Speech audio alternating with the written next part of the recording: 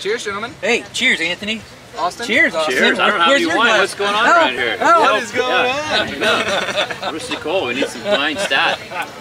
Well, I will be the first to say it's an absolute pleasure to have you on with us today. Thank you. It's Thank you very much. A little backstory about us. We've been at this for a little bit now. We've gained quite the following on the audio side. We decided maybe a few months ago that we were going to dive into full-scale video.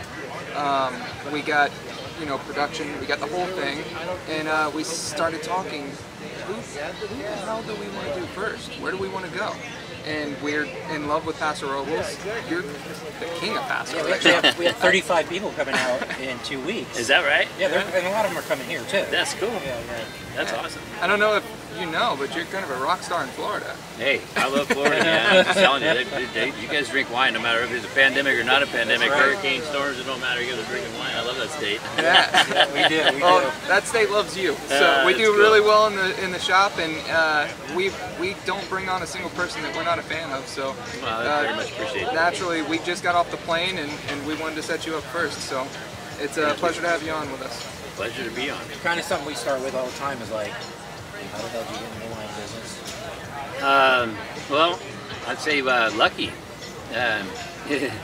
It's I was born in the vineyards more or less. My folks were from Bakersfield, California, and we moved over here when I was 6 years old, and we started planting wine grapes. We literally were. My folks were one of the pioneering families. There was obviously a handful of families around at that time, but very few. Kind of paint the picture. There was probably less than 1,000 acres of grapes back then. Probably 3 or 4 wineries at the time. In Paso. In Paso, wow. Yeah. So very, very rural, desolate, and now you fast forward, it's we're over 40,000 acres of grapes, and they say the latest was like 250 wineries, but I think that's way off. I think there's probably more than 300 wineries here. I mean, every day I hear a new one, I'm like, I haven't heard of that one. I don't know who that is. But yeah, so it's basically we started being wine grape growers, and then I over time started getting more interested. I grew up in the vineyards. I farmed in the vineyards with my dad, and I was hoeing weeds from 8 years old on, and then a little time went by, and got older and started working for some wineries and started liking it, and then we actually sold wine grapes to the Camus family, Chuck Wagner, for the Liberty School label, which Chuck Wagner's father started in 1975,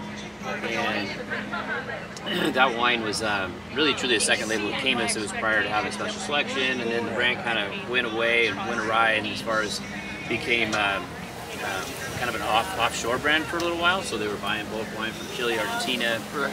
And then Chuck Wagner came down and met us and said, hey, can you sell us Cabernet for the Liberty School label? We want to bring it back out. A handful of years go by, we became very close, our families, and we kind of said, well, why don't we take over the Liberty School label, since we were growing it here, we were making it down here, we were bottling it down there for them. So, and we wanted to get in the wine business, my uncle and I, and had an idea to create a brand called Triana, which we started in 1996. That's the overview real quickly. And my uncle was supposed to start the wine business, take the wine business. Unfortunately, tragically passed away in '95, and my father and Chuck came to me and said, "Is this something you can do?" And luckily, I was like 22 or 23 years old, and you're not the sharpest that age, and you just think you can do anything, you're invincible. And so I said, yeah, hell yeah, I mean, what's the big deal? Start a winery and make wine. So it was myself and Jesse Esburo, which is still with us today, that I hoed weeds with since I was 8 years old, and grabbed him and said, you're going to learn to make wine, and we hired a salesperson. It was 3 of us, and fast forward to today, we're about 45 people. We're in every state, and we're in 22 countries, and with our single focused dream of having Paso Robles be a household name like Napa is before I die. Yeah, I think it is already in our store. I mean, we know. Yeah. I mean, Paso is huge. I mean, including this year just alone, well, right? Correct. And it's interesting how that happened. We're obviously in the industry, and we're a little bit geeky. So Paso has been on my radar for a long time. I love the diurnal shifts. There's so many different soil types. I can really geek out on this region. But it seems like over the last year and a half, Paso just exploded. I mean, it was, would we in have our the retail store? part of our Yeah, business. in Yeah, our, for sure. I correct. think it's been like that nationwide too. It's been unbelievable. And I think also too, people are, you know, coming here too, right? Tourism is really It's crazy. picked up here. It really has. Yeah, I'd say it's been about a 3 to 4 years. It's been really coming on strong. You know, but to your point, the last year and a half, there's definitely been more national play, right? I mean, and it's something we've been striving forever, and it's you know, we believe in the region, and you know, my statement of having our other statement is we want you know, set the standard for luxury Cabernet and, you know, global dominization for Paso Robles Cabernet. That's our goal, and you'll hear me speak about it a lot because it really is a region. It's not just us. It's not one winery that's achieving this, and it's the, you know, the tide that rises all the boats, right? And we've all got oars in the water. We're all pushing forward, and you know, I think if we keep continuing to make, you know, world-class wines and keep speaking the Paso message, it's you know, the dream of being a household name globally will hopefully happen. Yeah, and I think you're probably one of the loudest voices for Paso. I would imagine. There's This is my teacher said when I was a kid. Yeah. well, it's a good thing, man. You're preaching the gospel, right? And I think, to your point, more people are making higher quality luxury wines out of this area. At one point in time, Paso was kind of known for the heat, and you get real big expressions of Cabernet. Now you're seeing a lot of real, like, structured, layered, beautiful Cabernets coming out of here. But not just Cabernet. Yep. There's a ton of Well, varietals. and there's 11 sub-AVAs, right? Right. And so much different types of fruit can be, or, you know, varietals can be grown here. Absolutely. No, I mean, we're in a region that to me is it's amazing, and it's amazing for, you know, not just because I'm sitting here and we're growing wine grapes and making wine, but because you know, to your point, we spent years and years. So it was, you know, years and years ago when we were a lot younger and not very smart still. We, myself and Justin Smith from Saxon, we tried to create our own sub-appellation, and we hired a guy named Barry. And Barry was not, luckily you guys know your guys' name's Barry, right? So we're all right. So Barry, Justin and I believed in this Templeton Gap district, you know, crossover into like the Willow Creek district, which is very similar as far as districts go. We believed that it was special for Rhone varietals, and we believed in that. And so we thought, because of what we were doing, and you know, we started planting Rhones here. First vintage of Rhone we did on this ranch was 2000, and we believed it. So we went and we got a guy, hired him, his name's Barry, and we said, okay, we want to make our own sub-AVA. Kind of, you know, quick overview story, we get the petition back and it's like 1 page. All right, and so we sent it into the TTP. The TTP just, you know, if they could have laughed at us, they wouldn't. But they basically, you know, politely sent it back and said, you know, more or less, you guys are morons. You can't just like decide you're going to draw a line in the sand. This is now your sub-AVA. It's a little bit more complicated. So what that did was it brought attention and frustration from a lot of the other growers throughout the region, which was a great thing. So we kind of, you know, poked the bull a little bit, and it was good, because then everybody, after the fighting was done, that you can't do this, and there were, at the time there was people like trying to like talk west side, east side, and all this kind of arguments were going on. So much so that it frustrated me that I actually trademarked west side. So I own west side. So even to this day you can't do a west side, because, and I don't use it.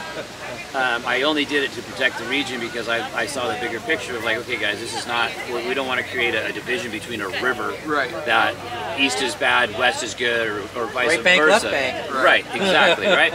And so we squashed that by a lot of different reasons. But anyways, all the groups came, all the families came together, we all put our money in the pot.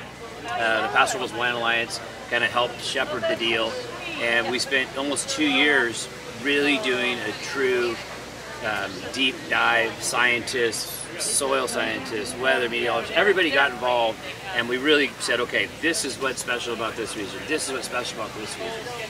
Wrap it all together. We finally got it all put together after hundreds of thousands of dollars that we all pitched in to do. We have 11 sub-AVAs. What's it mean?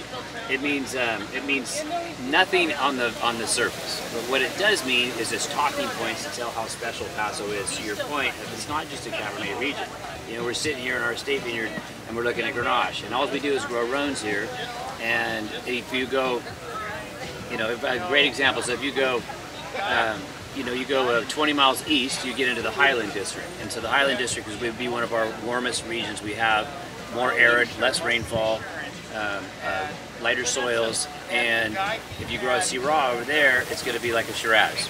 So it's going to have that bubblegum, bright fruit, richness, not as much structure, not as much acidity.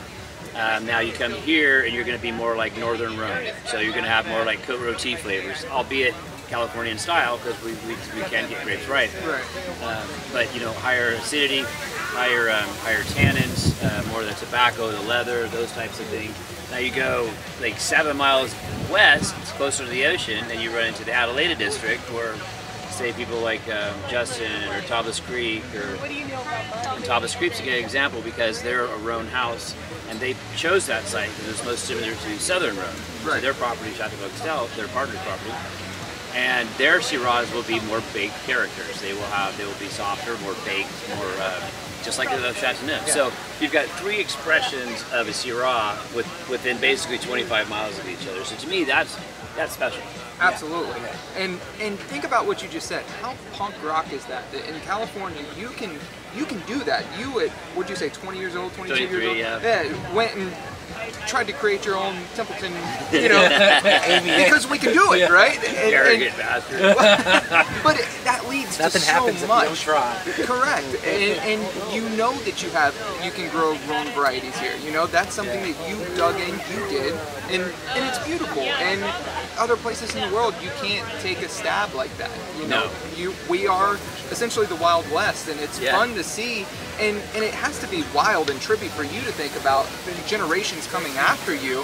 I mean, you're a part of this. This is, especially for Paso, I mean, this is a huge thing. No, it's super special. No, you're totally right. And I think that's one of the special things about Paso. It's you know, and you know, when I speak sometimes, I feel like I'm 70. I'm not there yet, but I feel 70 some days. But, you know, it's I am generationally looking at things, and I'm very protective of the region.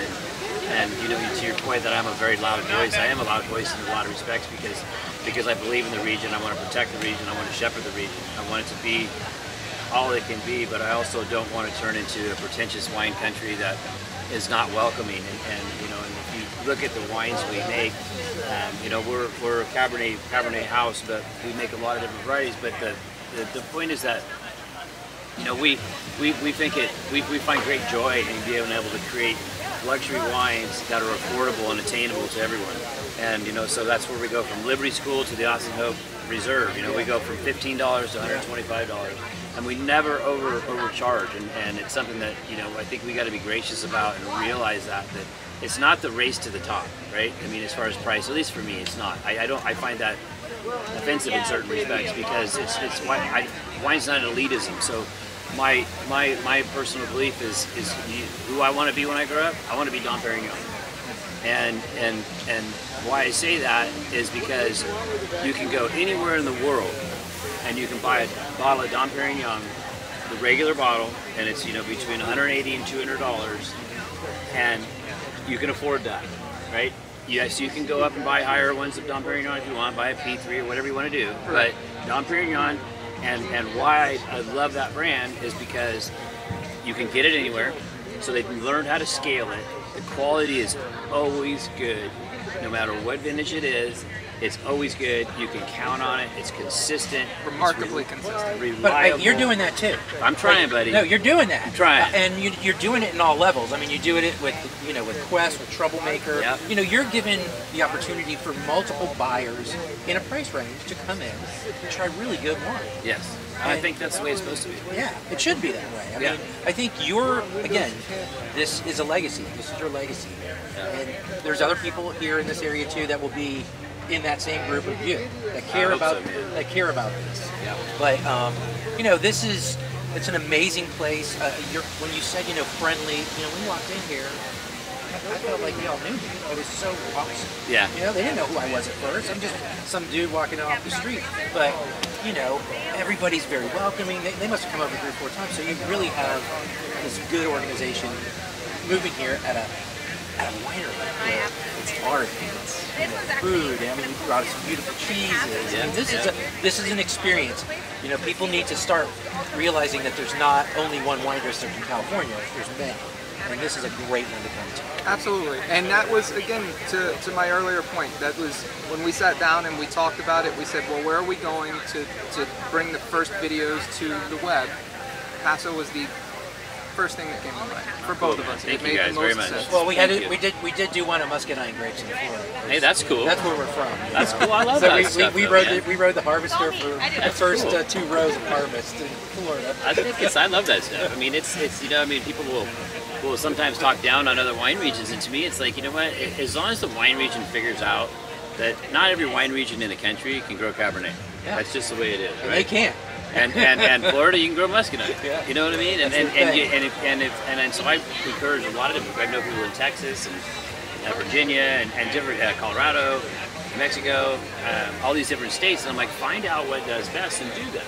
Don't try and be like us in California, where we do Cabernet and this and that. We could do all these varieties great. Just find out what is native. I was just in Kentucky, like I was telling you about my partner passing, and you know they're growing grapes out there, but they're still struggling because it's not like grow a native grape. You know, if it's Lambrusco, grow Lambrusco. Yeah. You know what I mean, and do it well. Like I believe that. I will say that I think that Syrah is probably the grape that people miss in different wine regions, because that, to me, that's probably the most interesting variety, because I really believe if you gave me a handful of cuttings and dropped me off blindfolded anywhere in the world, I could grow over time a world-class Syrah. That is one of the few varieties that is so adaptable to sandy soils, rock soils, clay soils. It doesn't matter. It somehow, I mean, it takes time to figure out how to do it, right? I mean, different farming practices. Sounds like you want to be Johnny Grapeseed. You know? Hey man, it'd be fun. I like that. That's a good idea. Man. We should make some T-shirts. Johnny Grapeseed. He's spreading his seeds. But that makes sense, right? Because that's a very sturdy varietal, right? It can handle a lot of stuff. So again, you're going to get different complexities in different locations, different. Absolutely. Right? Yeah, and I mean, like. And you know, you compare it to say like a grape like Cabernet. I mean, Cabernet Sauvignon is you know, one of the reasons we've had so much success is we've spent so much time studying not only soils but tannins and where we get the best expressions of those, of you know, the flavors and the tannins, and we know the best soils for Cabernet. This isn't it where we're at today. We tried it. We tried it back in 88, 89, and we grew Cabernet here, and it was good, but it wasn't world class. The soils were too heavy. So Cabernet is very, very particular. And growing up here and studying these things, I've spent so much time not only flying terrain, but through, you know, old USGS maps that we've studied the soils, and we've gone to these areas and we've proved these areas because of the soils. That's very particular, like a very certain soil, if you really want to make a world class Cabernet. And you're doing it. Yeah, thank you. You're doing it. We're trying. I mean, we talk about it all the time. First off, his dad, Ed, of Ed's Fine Wines, he's probably your biggest supporter ever. Wow. Where's Ed? Where's he at? He's wine tasting starts at 5. Yeah. I love it. Yeah, I love it. so there's a tasting going on right now. We cool. joke, you know, if someone's coming in and they're wanting a great cab in X to Y, it's Austin. That's where he's going. That's cool. And if it's a little lower than that, then he's headed to Triana. Every time. Yeah. Every time. Yes, you have a big fan in him. Yeah. So well, cool. we're talking about it last week, and someone was talking about, I think, the 17 vintage, and I don't know. I think we have the current release, the 19. I think is what we have in shop right now. I don't know, how does this compare? And I said, let me ask you a question. When's the last time you had a bad Austin? What's the last bad vintage? What is it? I don't know. I don't know. It's just, it's consistent. No, and I appreciate that, because we spent 7 years developing that brand before, and even people in the winery didn't know what I was doing. And, so much so that you know, it wasn't until brought in the winemaking team until 2 years before, 3 years before we launched the brand. Because it was really just about proving it up, and I was pushing them and driving them, and they were like, what are we doing, what are we doing? And then the end result was the Austin Hope. Because what, you know, to your point of consistency, that's what I was driven by, because, and as I spoke about Dom Perignon, is that I wanted to be able to create, you know, the standard for luxury Paso Robles Cabernet, but I can't be a flash in the pan, and I got to do it every year, and I got to be consistent, and I have to, you know, I want you to be able to open up.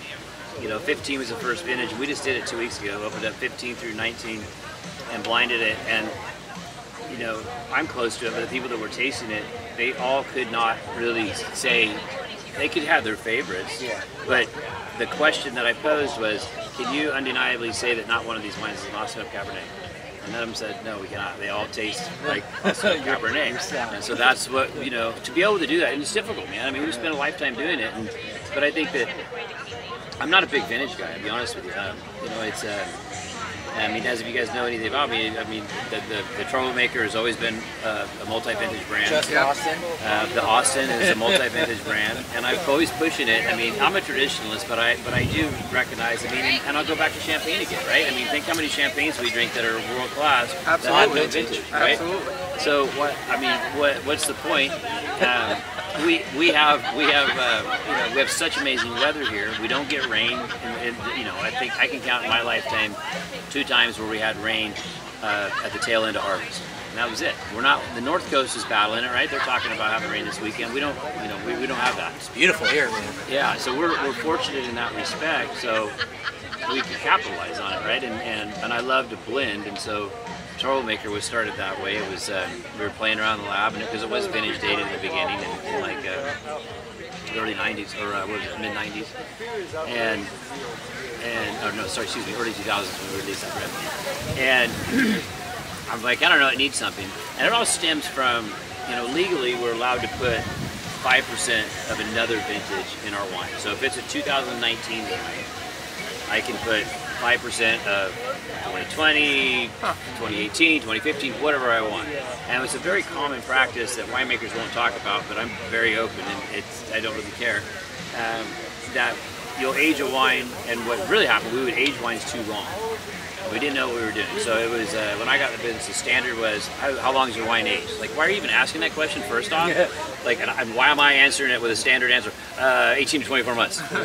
Just, you say it, drink right? it. I was like, 18 to 24 months. And it's like, you don't even, there's all these archaic things in the wine industry, and over time, I'm just like, this is crazy. Like, why do we even, who cares? Like, I don't know, I've aged it 7 days. Does it taste good? Do you like it? Yes, I like it. Okay, then it's 8 days I aged it. It doesn't matter, right? It's just a matter of what did you create? What did you put in the bottle? What is your consumer? You know, what are they drinking? Do they like it or not like it? But we would age them too damn long is what would happen, and then they would have this drying feeling, and then they would you'd lose some of that really pretty fruit. So then we would go what they call freshen up. So then we would take 5% of a new vintage. So if it's an 18, we'd take 5% of the brand new 19, and we would splash it in there, and then all of a sudden, boom! Oh wow! I'm like, so over time, I started thinking, like, why do we age them so long? Why are we doing this? Like, why not? You know, I know, tannins and wood is such an integral part of a red wine, and especially for ageability. But we created our own proprietary toast. We created different how we deal with staves, for whether water bending, steam bending. There's all these different things. Do you age them? It used to be 24 months air dried. Like, we pushed our coopers to go 7 years air dried. So we started taking these and making these barrels not be so green. So when we put them in brand new oak, we don't have that. We got to wait 2 years before the stir of rough tannin that came from the barrel is gone. So our barrels are sweet, fresh right now, and then we do these processes to them that, you know, an accountant doesn't like, because we basically rinse them to the next degree with heat and steam and cold, that we take so much of that harsh tannin that's just naturally in the surface of brand new barrels. We take it out, dump it on the ground, and you can see this yellow liquid just pouring out of the barrels, and basically it's just dollar signs pouring out. But that's the way we could achieve soft, supple, you know, rich tannins, and, you know, our wines they're soft and rich, but analytically they're extremely high. I mean, that was one of the things that pushed me with some of the North Coast big high dollar Cabernets. They were so hard, and I'm like, why do they got to be so hard? You know, just, I don't want to. I mean, you know, and society is an interesting thing, right? Because it's like, I compare it to Scotch sometimes, right? It's like everybody says they like Scotch, but I bet you only 20% of people drink Scotch actually like it. Right. They actually like it. The peatiness, yeah, for sure. Because it's an intense flavor, right? Yeah. So it's like, but everybody's like, oh yeah, I love Scotch. Yeah, you like Scotch? I love Scotch. It's my favorite. You know, but And that's great. I mean, I enjoy Scotch in small doses, but anyways, the point is, I don't know that people, but you know, through critics and through hype and through old world thoughts, they thought that they had to be that way, and oh, it just needs some time. But no, it shouldn't need time. If I buy a bottle of wine, I want it to be good right now, and I want it to be good in 20 years. And I think that's the main thing we've honed in. It makes so much sense. Quit tasting wine and start drinking wine. Well, yeah, of course. But also, to your point, you're not picking splinters out of your teeth. You know what I mean? It's true. It's true. It's sexy. It's approachable now. You can hold on to it for a little bit, but you don't have to. You don't have to hold on to it to get a luscious wine.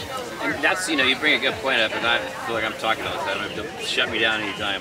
Well, that's why we're here for this whole thing. But one thing that I find frustrating a little bit is that people always want to age wines, and I've had so many conversations with people about age wines, and I've done it here many times where, oh, do you have an older, well, how's this age, blah, blah, blah. I'm like, okay, and I go, do you like this wine you're drinking right now? Like, yes, I love this wine. Okay, so this wine will not taste like this in 10 years. It will not be bad, but it's going to be a completely different wine, okay? We use the best corks, we use the best filtration, we use all the best things to make this wine last 20 years. I mean, we're still drinking old wines. Like we're gonna open up a 2002 Austin Hope Winery this weekend. That's a great bottle of wine. Still to this day, we're drinking our 2007 Triana Blanc, which is still great. Our 1996 Triana Red is still drinking well. But the point of the story is that consumers don't have that opportunity, whereas you guys might, because you're in the industry and you're exposed to these old bottle of wines. Somebody's actually sat on for long periods of time and taste. But, and I've done this experiment multiple times, I will take old wines, very old wines that are very good wines, considered top level, super expensive, very rare, and bring a 20-year-old bottle like that, and I will bring it to a party, along with my fresh wines and everybody else's wines on the table, and I will come back by the end of the night and I will look at that bottle. That bottle will always be the last bottle to be gone. Well, it's an experience. Absolutely. You should have an experience, right? Like, I love tasting old wines. Like, but I think back, I'm like, okay, this is a 15, 20-year-old bottle of wine. You know, I mean, you hear people talking about, oh, I drink a 56, and it's not, that's cool. But it's not something you're going to drink at dinner. It's not something you're going to wander around a party with. No. You sit down and you go, and that's, so I encourage people, buy the wine, put 2 away, and leave them, and forget about them. And then when it's 10 years old or whatever, pull it out, and then have a dinner party, and then like the dinner party starts, say, hey guys, I got a 10-year-old bottle of wine, let's taste it. We all taste it, smell it, oh wow, that's cool, I just drank a 10 or 20 or 50-year-old bottle of wine, and then move on with the night with the wines that are made to drink today. Again, buy your kids vintage, and you know, lay it down and open it for their 15-year-old birthday or 10-year-old birthday. Yeah. I think that's just wonderful. I mean, I have wines for my grandson. I've got wines for my daughter. I've got cases everybody of 17. And it's cool. But, well, and to your point, I love what you just said. To me, that's so important. I tell people all the time, one, I enjoy drinking old wine. I do, if it's done right. If it's done right. It's really hard to find old wines that have been cellared correctly and they're taken care of. But if you do, and we have them in our cellar at the shop, we've got things 90s, 80s. I mean, we've got things going pretty far back, but when people ask about them, I'm very apprehensive. Yeah, like, have you ever had an old wine before? Well, here's the thing. Are you ready for an old wine? Do you know? I mean, are you going to bring it back and go, this tastes terrible? This is oxidized. Well, yes, it is actually. It's a different 20 years in that little bottle. The air seeping down into the cork for 20 years. Yes, it is oxidized. It has oxidative characters. You nailed it. Right. Yeah, you got it. Yeah, because you don't want people disappointed. No, at the end of the day, right? No, especially in retail, we don't want that. We don't want bringing wines back we can't return. Yeah, they bring you a DRC from right. 1980. Here, I brought this DRC. It's really oxidized and it's really light in color. Usually we tell you to bring it back so we can enjoy it, but you open that thing and by the time it gets to us, it's going to be dead. And there's nothing you can do with it. I think it's a very good point that you make. Younger wines are, I think, what most people enjoy on a day-to-day basis, enjoying it. The older stuff is fun occasionally, but that's not what you want to sit down at dinner with. That's not what you want to have on a day-to-day basis. No, we want some Austin Hope. So we appreciate your time. Oh my God! I know you're busy as hell. Yeah, right. You're getting good to kick off Paso. Good kick off 4 days of podcasting. No, we were very, very blessed to have you guys here, and we were super pumped that you're going around Paso. And and talking the region. It's very special. And thank you guys very much. Seriously, it's very cool.